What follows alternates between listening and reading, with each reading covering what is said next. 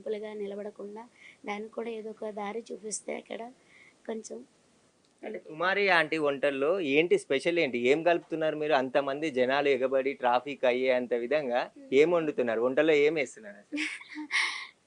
దానికంటూ ఏం లేదు. మామూలుగా వండినట్టే వండుతాను. అందరూ ఎలా వండుతారో అలాగే వండుతాను. కాకపోతే నాకేంటంటే సంతోషం, అందరూ పబ్లిక్ వాళ్ళ చాలా బావుంది. అక్క చాలా బావుంది.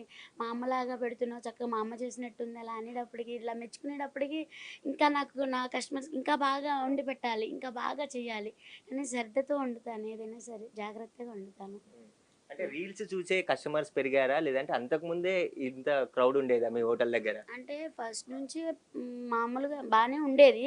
కాకపోతే ఈ యూట్యూబ్ ఛానల్ వాళ్ళు కొంచెం వచ్చినంక కొద్దిగా ఇంకా అదేంటంటే ఇప్పుడు మామూలు తినేవాళ్ళు తక్కువైపోయారు. ఆళ్ళు ఛానల్ తీసేవాళ్ళు ఎక్కువైపోయారు. బాగా అంటే మేమేమో గిరాకీలో ఉంటున్నాం. ఎవరేంటనేది మాకు అర్థం కావట్లేదు.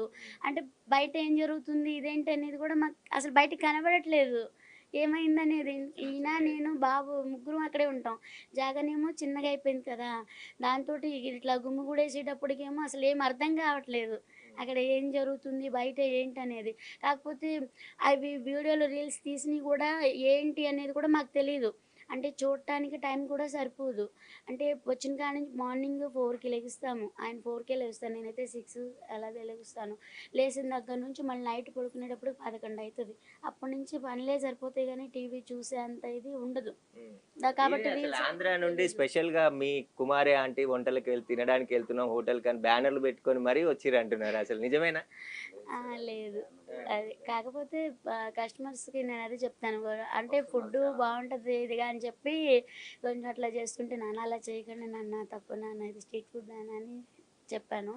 కాకపోతే ఇక వాళ్ళేంటంటే ఇక ఏముంటది అమ్మలాగా కుమారి ఆంటీ పెడుతున్నావు